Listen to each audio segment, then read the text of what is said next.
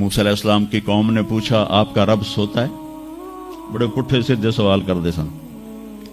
ابھی فرعون کو ڈوبتے دیکھا سامنے، اور فرعون کے لشکر کو ڈوبتے دیکھا.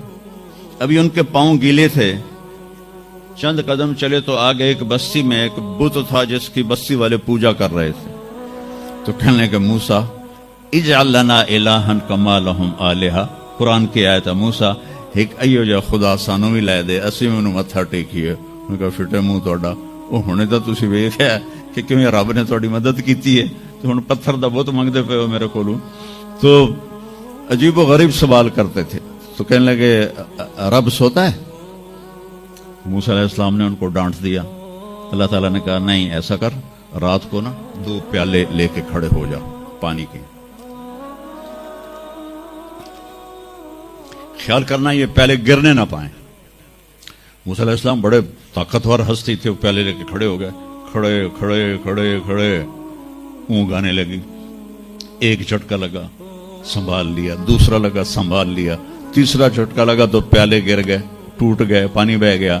کہ موسیٰ سمجھانے کے لیے تھا اگر تیرا رب بھی سو جائے تو یہ زمین آسمان کے پیالے ایسے ہی ٹوٹ کے بکھر جائیں. لا تأخذہ سنۃ ولا نوم، لا تأخذہ سنۃ ولا نوم. نہ وہ سوتا ہے، نہ وہ اونگتا ہے، نہ وہ کھاتا ہے، نہ وہ پیتا ہے، نہ وہ روتا ہے، نہ وہ حاجت مند ہے، نہ اس کی کوئی عمر گزرتی ہے. وہ ہر قسم کے رنگ و روپ سے پاک ہے، ہر قسم کے زمان و مکان سے پاک ہے، ہر قسم کی حاجات سے پاک ہے. سب کو دیتا ہے، لینے سے پاک ہے، سب کو کھلاتا ہے، کھانے سے پاک ہے، سب کو مارتا ہے، مرنے سے پاک ہے، سب کو سلاتا ہے، سونے سے پاک ہے. سب پر حاوی ہے، کوئی اس پر حاوی نہیں. سب کے اوپر چھایا ہوا ہے، کوئی اس پہ چھایا ہوا نہیں. یہ ہمارے اوپر ہمارے نبی کا احسان ہے کہ انہوں نے بتایا کہ اس کائنات کا بنانے والا ایک اللہ ہے، ایک صمد احد لم یلد ولم یولد ولم یکن له کفوا احد. الحمد للہ الذی بعث فی الامیین رسولا منہم یتلو علیہم آیاتہ ویزکیہم. عزیز طلبہ و طالبات، آپ بہت کچھ یہاں پڑھ رہے ہیں اور ساری نسل ہماری یونیورسٹیز میں پڑھ رہی ہے. چند ایک ایسے سوال ہیں جن کا جواب دنیا کی کسی یونیورسٹی کے پاس کوئی نہیں، اور بڑے سے بڑے اسکالر بھی اپنے علم سے اس کا جواب دینے میں بالکل انگوٹھا چھاپ ہیں کہ اس کائنات کو کس نے بنایا ہے. اس سوال کا جواب دنیا کے کسی علم میں نہیں ہے.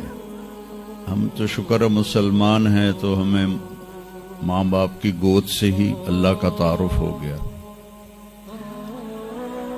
بہت پرانی بات ہے، ایک چیکوسلواکین یہاں ملا تھا، رائمنڈ میں آیا ہوا تھا. تو میں نے اس سے پوچھا کہ اس کائنات کا بنانے والا کون ہے، کوئی پتہ ہے؟ کہنے لگا اسی کو ڈھونڈنے نکلا ہوں، ابھی تک تو کوئی پتہ نہیں.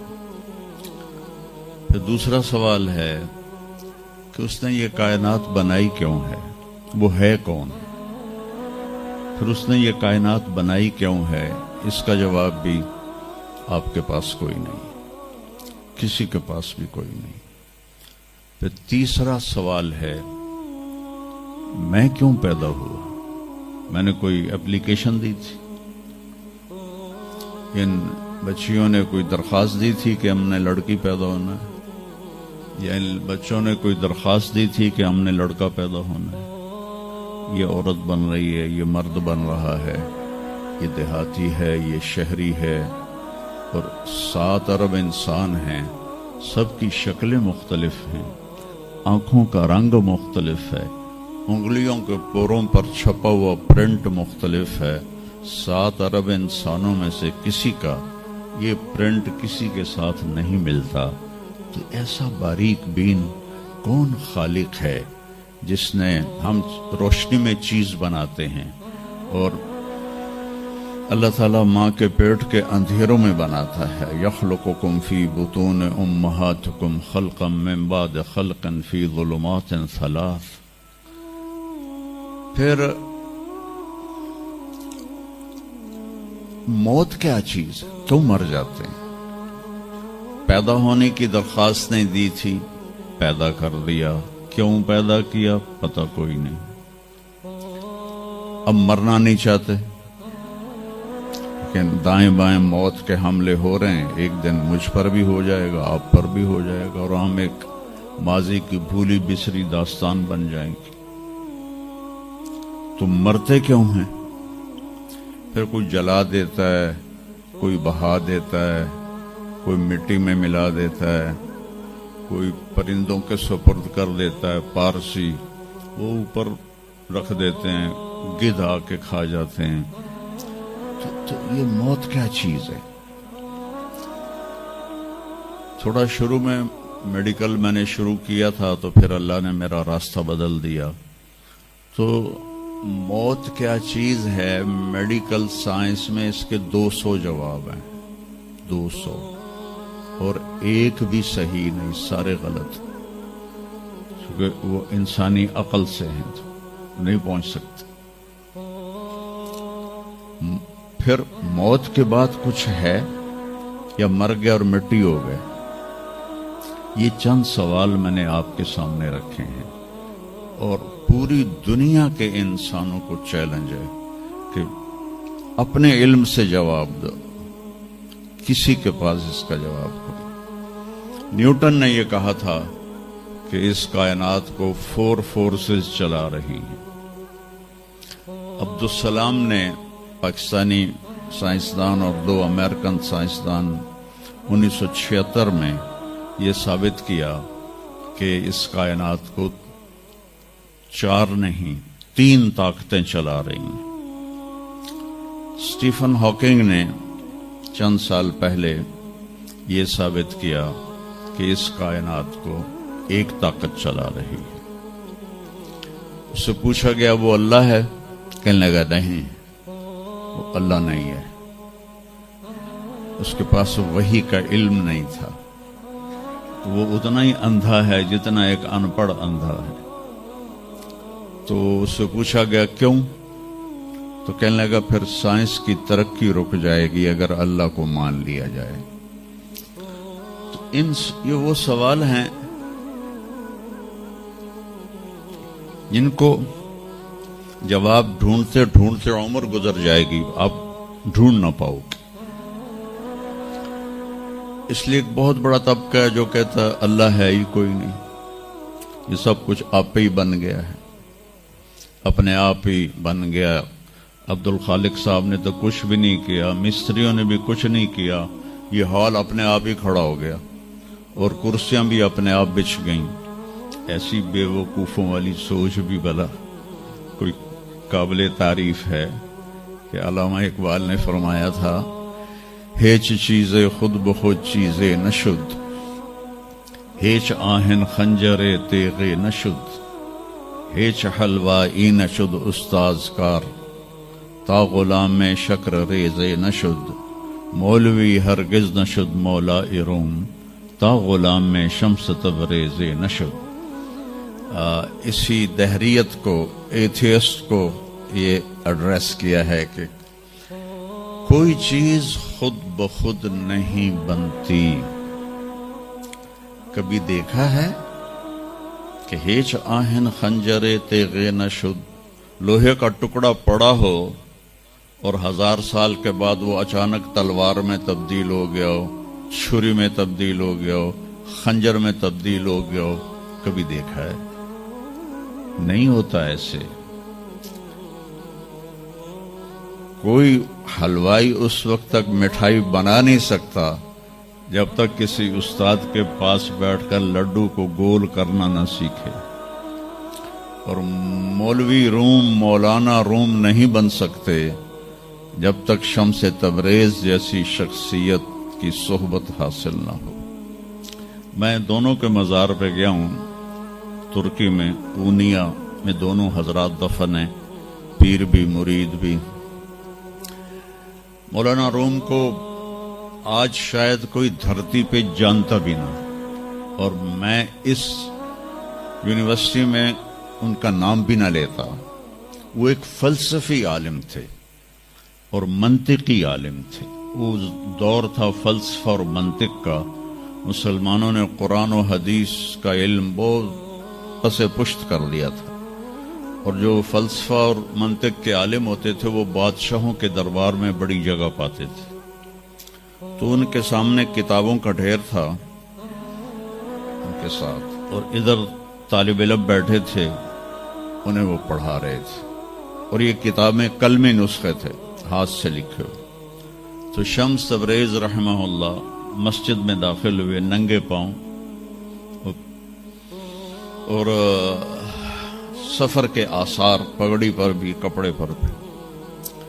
تو وہ بڑی سادگی سے پوچھتے ہیں کہ مولانا این چیست، یہ کیا ہے؟ وہ کتابوں کا ڈھیر۔ تو نے اس کو یوں دیکھا تو کہا یہ تو ان پڑھ جائے چٹا ہے، انہوں میں کی جواب دے وہاں۔ کہنے لگے این است کہ تو نمی دانی، میرے پیارے یہ وہ ہے جو تو نہیں جانتا۔ تو ایک دم آگے بڑھے، کتابوں کو یوں دھکا دیا، ساتھ ہی تالاب تھا، ساری کتابیں تالاب میں چلی گئی۔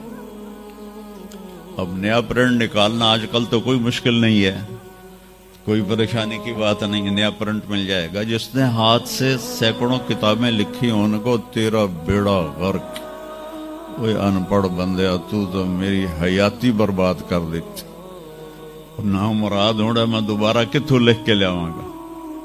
وہ مسکرائے، حوض میں چھلانگ لگائی، اور ایک ایک کر کے ہر کتاب خشک ان کے سامنے رکھتے گئے، خشک، اس سے مٹی نکل رہی، سامنے رکھتے گئے رکھتے گئے رکھتے گئے، پورا ان کا جو ان کی لائبریری تھی وہ پانی سے خشک نکال کر ان کے سامنے رکھ دی۔ ہوں ملا جی دی واری آ گئی، کہنے لگے این چیز وہ یہ کیا ہے، این چیز وہ یہ کیا ہے؟ تو شمس تبریز بولے این است کہ تو نمی دانی، یہ وہ ہے جو تو نہیں جانتا، جس کو علامہ رحمت اللہ علیہ نے کہا مولوی ہرگز نہ شد مولا روم تا غلام میں شمس تبریز نشد۔ یہ ہمارے ملتان والے شمس تبریز نہیں ہیں، یہ شمس سبزواری ہیں۔ شمس تبریز تو وہ قونیہ میں ہے، دونوں کے مزار قریب قریب ہیں، ساتھ ساتھ ہیں۔ تو ایک طبقہ ادھر چلا گیا کہ آپ ہی بن گیا سب کچھ، ایک دھماکہ ہوا تھا اور ہر چیز بن گئی۔ وہ دھماکہ فرض کرو اگر یہاں کوئی ٹھا کر دے نا، ٹھا کچھ پٹاخہ ہی چھوڑ دے، تو آپ لوگ ان دروازوں سے کیسے نکلو گے؟ بھاگتے ہوئے کہ بڑے آرام سے؟ عبد الخالق صاحب دے تو ہی چڑھ کے جاؤ گے، ساڑی جان بچے۔ اور اگر میں یوں کہوں کہ گندم کا ڈھیر پڑا تھا، اس میں دھماکہ ہوا اور گندم اڑتی ہوئی بوریوں میں جا کے فکس ہو گئی، اور بوریاں سل گئیں اور ٹرک پہ چڑھ گئیں اور منڈی میں جا کے بک گئیں، تو تھی دو جتیاں مار کے میں نے باہر کر دے منا۔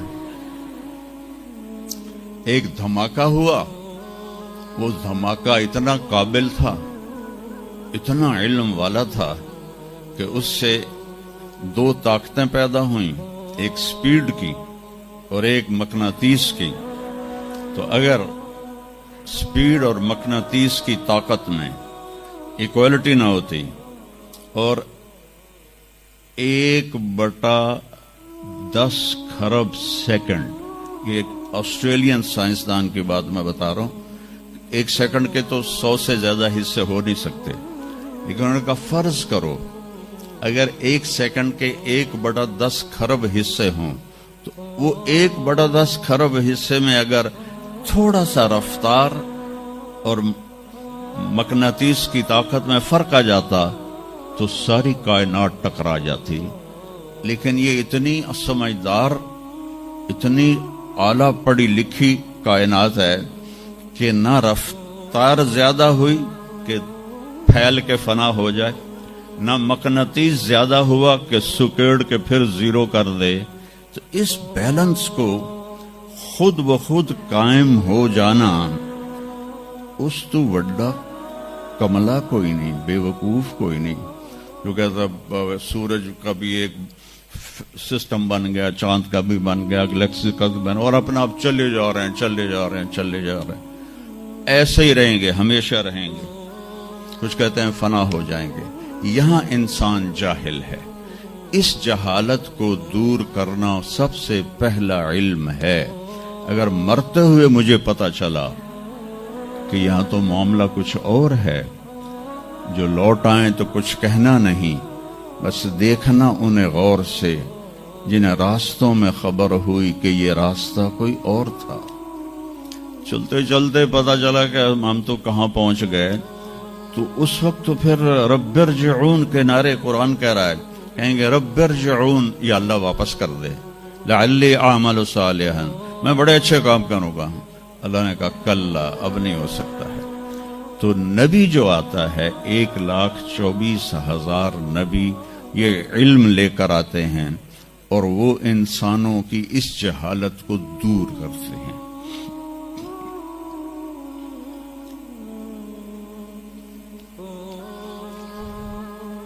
سب سے آخر میں اللہ تعالیٰ نے جناب رسول اللہ صلی اللہ تعالی علیہ وسلم کو پیدا کیا. ان کی زندگی کو قیامت تک کے لیے نمونہ بنانا تھا. قیامت تک کے لیے وہ نبی بن کے آئے ہیں. لکل قوم ہاد، ہر قوم میں نبی آتے تھے، لیکن ہمارے نبی کے بارے میں اللہ نے کہا وما ارسلناک الا کافۃ للناس بشیرا ونذیرا، ہم نے آپ کو پوری دنیا کے انسانوں کے لیے بھیجا ہے. تو اس کے لیے ضروری تھا کہ آپ کی زندگی کی ہر چیز کھلی کتاب کی طرح آج بھی ہمارے سامنے موجود ہو. اگر میں آپ کے طریقے پر چلنا چاہوں تو میرے پاس مواد موجود ہو. تو یہ واحد نبی ہیں جن کی ہر چیز اللہ تعالیٰ نے محفوظ کی. کسی نبی کی پوری زندگی محفوظ نہیں ہے، کسی نبی کی. آدم علیہ السلام سے لے کر عیسیٰ علیہ السلام تک کسی نبی کی مکمل زندگی موجود نہیں ہے. اور ہمارے نبی کی زندگی پیدائش سے لے کر آنکھ بند ہونے تک ایک ایک پل کی زندگی آپ کی ہمارے پاس موجود ہے. میں نے ایک آیت پڑھی تھی لقد جاءکم رسول من انفسکم. میں موریتانیہ گیا، وہاں پڑھتے ہیں لقد جاءکم رسول من انفسکم. موریتانیہ ویسے تو افریقہ میں ہے لیکن عرب ملک ہے، وہاں سارے یمنی عرب رہتے ہیں سارے. اور پورے موریتانیہ میں آپ حیران ہوں گے ایک بھی بے نمازی نہیں. پورے موریتانیہ میں ایک لڑکا لڑکی مرد عورت بے نمازی نہیں. اور صومالیہ میں گیا، ایک بچہ بچی مرد عورت بے نمازی نہیں.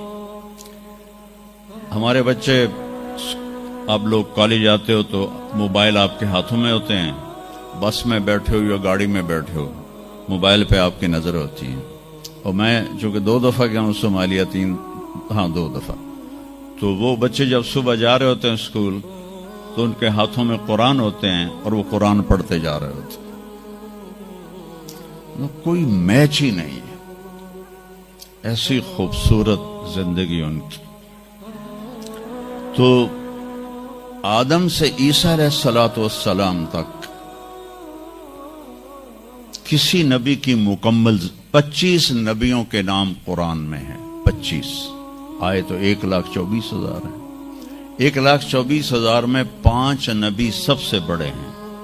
نوح علیہ السلام، ابراہیم علیہ السلام، موسیٰ علیہ السلام، عیسیٰ علیہ السلام اور محمد علیہ السلام. یہ 5 نبی اولو العزم کہلاتے ہیں. یہ سب سے بڑے رسول ہیں، سب سے بڑے رسول ہیں. لیکن زندگی صرف ہمارے نبی کی. من انفسکم میں اشارہ ہے آپ کی خاندانی وجاہت کی طرف کہ آپ بنو ہاشم سے ہیں جو سب سے عالی خاندان ہے، اور آپ کا نسب آدم علیہ السلام تک محفوظ ہے، بے داغ نسب ہے۔ آپ نے فرمایا میں اپنے باپ، جتنے بھی میرے پیچھے باپ ہیں، کسی میرے باپ سے زنا ثابت نہیں ہے، میرے کسی باپ نے زنا نہیں کیا ہے۔ یہ نسل کی حفاظت کا نظام چلایا۔ ایک دفعہ میں نے ملتان کی ضلع کونسل سے اپنے تلمبہ ہمارا ہوم ٹاؤن ہے، تو اس کے گرد ہماری زمینیں ہیں، تو میں نے اپنے بزرگوں کے دیکھنے کے لیے نام شجرے، تو وہاں سے میں نے 3 لاکھ روپیہ دے کے تو وہ رجسٹر نکلوایا۔ 1874 کا رجسٹر تھا، تو اس میں 1874 سے پہلے کا تو لکھا ہوا نہیں ہے، بعد کا لکھا ہوا ہے آخر تک۔ تو اس میں 19 نام مجھے ملے، میں ان کو یاد نہیں کر سکا، حالانکہ میرے پیو دادے پردادے، لیکن میں یاد نہیں کر سکا۔ دہرانے کی کوشش کی، حافظہ بھی اللہ نے اچھا دیا، یاد نہیں ہوئی کہ اس میں وہ دلچسپی نہیں تھی۔ میں نے اپنے نبی کا نسب نامہ یاد کرنا شروع کیا، اس میں 90 نام ہیں، اور میرے دل میں تھا کہ میں روضہ رسول کے سامنے کھڑے ہو کر آپ کو سلام پیش کروں گا، آپ کے نسب کا پوری پیڑھی، ہماری پنجابی میں پیڑھی کہتے ہیں، پوری پیڑھی پڑھ کے میں آپ کو سلام پیش کروں گا، کیونکہ ہمارا کلچر ہے، ہم لوکل لوگ ہیں، ہم مائگریٹڈ نہیں ہیں، نسلوں سے آباد ہے اور زمیندار ہیں۔ تو ہمارا ایک کلچر ہے کہ ہمارے مراسی ہوتے ہیں، وہ آ کے ان کا کوئی کام نہیں ہوتا، سرداریاں قائم، ڈیر آباد، میاں طارق جمیل دے، میاں اللہ بخش دے، میاں عنایت علی دے، میاں گانے دے، میاں جہانے دے، اگو مینوں بھی نہیں پتا، وہ پڑھی جاندے، اور وہ لے کے جاتے ہیں دانے، لے کے جاتے ہیں پیسے، ان کی بچیوں کی شادیاں کرواتا ہوں، بیمار ہو جائیں علاج کرواتا ہوں، اور کام وہ دھیلے کا نہیں کرتے۔ ایک مراسی اپنے بیٹے کو لے کر آ گیا، میں ڈیرے میں تھا، کہنے لگا میاں صاحب، ہمارا ٹائٹل وہاں میاں صاحب میرے پوتر نو نوکری لوا دی۔ میں کہا کدی مراسیاں نوکری کیتی ہے پہلے؟ کہنے لگا بھوکے مر گئے ہیں، دیرے اجڑ گئے، زمیندار شہرانو بڑھ گئے، تاتھو سوا کوئی سانو خیرات ہی نہیں لبدی، تو چلو کوئی نوکری کر لوے۔ میں نے اس کے سامنے بیٹھے فون ملایا، فاطمہ شوگر مل کے جو جی ایم تھے، میرے دوست تھے، میں نے کہا ایک بچہ بھیج رہا ہوں، رکھ لو۔ انہوں نے کہا بھیج دیں، لیبر میں رکھ لوں گا۔ تو میں نے اسی طرح کہہ دیا چاچا انہوں لے جا، لیبر اچ رکھ لے سن، بھلا ہوئے سرداریاں قائم۔ چوتھے دن دونوں پھر میرے ڈیرے پر، میں کہا تینوں تو مظفر گڑھ بھیجے آئی تو واپس کیوں آ گیا؟ تو اس کا باپ کہتا ہے میاں صاحب میں سمجھا لیبر کوئی وڈا افسر ہوندا ہے، تو میرا پتر افسر ہو سی، انہیں تو بوریاں چوا چوا چوا دی کنڈ بن چھڑی۔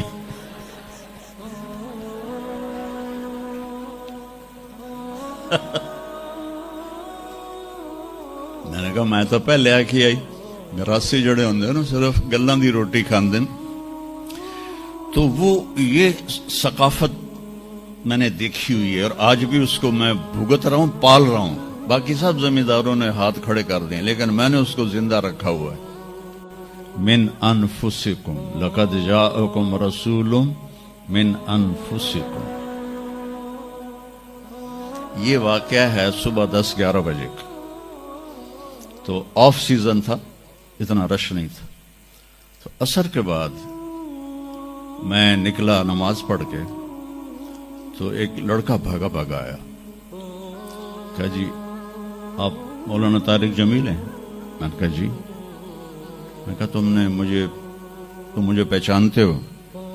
کہا نہیں جی، آپ کے ساتھ لوگ تھے کافی، تو میں نے ایک آدمی سے پوچھا کہ یہ کون ہے، تو انہوں نے کہا یہ مولانا طارق جمیل۔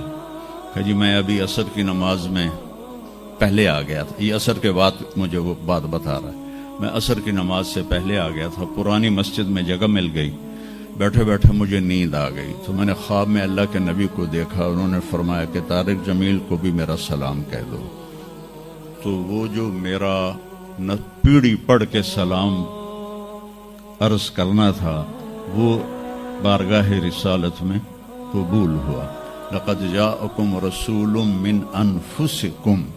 کہاں سے لاؤ گے ایسا رسول کہ جس کی زندگی کی ہر چیز محفوظ ہو.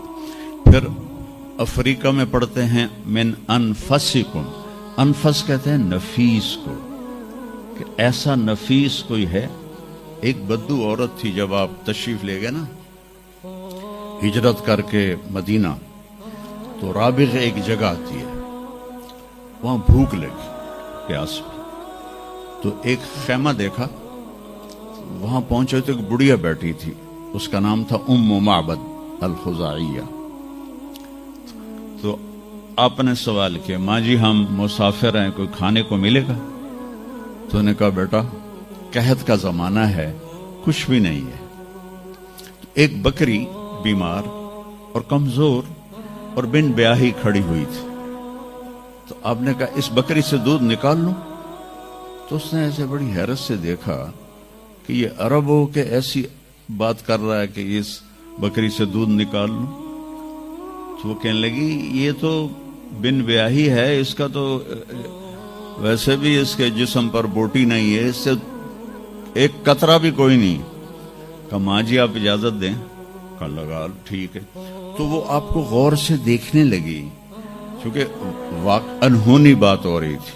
آپ نے اتنا بڑا وہ تھا برتن, وہ آپ نے لیا اور اس کے تھنوں کو یوں ہاتھ لگایا تو وہ چھلک کے مشکیزے کی طرح نیچے آ گئے, اور آپ نے دودھ نکالا, وہ فل ہو گیا. آپ نے حضرت ابوبکر کو پلایا, عامر بن فہیرہ کو پلایا, عبداللہ بن اریقت جو آپ کے رہبر تھے, آخر میں آپ نے خود پیا. پھر دوبارہ نیچے بیٹھے اس کے, اور پھر نکال کے پورا وہ جگ بھر کے رکھ کے دے آئے. بکری کی عمر ہوتی ہے 7 سال. 7 سال تک یا ذبح ہو جائے یا وہ از خود مر جائے گی. بہت کم ہوتا ہے کہ کوئی بکری 7 سے 8 سال ہو جائے. یہ اس بکری کو میرے نبی کے ہاتھ لگے تھے, یہ بکری 22 برس زندہ رہی, 22 برس, اور اس کو ذبح نہیں کیا گیا, یہ مر گئی, خود ہی مر گئی, وہ نبی کے ہاتھوں کی برکت. شام کو اس کا خاوند آیا ابو معبد, نے کہا یہ دودھ کہاں سے؟ تو ام معبد کہنے لگی اس بکری سے. پاگل ہو گئی ہیں, یہ بکری دودھ دے سکتی ہے؟ کہ میں بھی یہ سمجھ آئی نہیں دین دی, پر کوئی جادوگر آیا ہے, وہ ہاتھاں دی کرامت آئی, جگ بھریا پیا. کہنے لگا ان عتیلی, مجھے اس کی صورت بتا, وہ کیسا تھا؟ مجھے لگتا ہے یہ وہ قریشی ہے جس کی خبر مشہور ہو گئی ہے کہ وہ مکہ چھوڑ کے مدینے جا رہا ہے. تو اب وہ بولی, ترجمہ بعد میں کروں گا, اب الفاظ کا ردم اور اس میں جو موسیقی ہے اس کو آپ تھوڑا محسوس کیجئے گا. رأیت رجلا ظاہر الوداء ابلج الوجه حسن الخلق لم تعبه ثجلة لم تزری به سعلة وسیم قسیم في عینیه دعج في اشفاره وطف في صوته سحل في لحيته كثافة في عنقه سطع. اذا تکلم علاه البهاء واذا سکت علاه الوقار من انفسکم. میں نے ایک شخص دیکھا, مجھے یوں لگا جیسے 14ویں کا چاند ہی کپڑے پہن کے زمین پہ آ گیا ہے, ایسا دیکھا.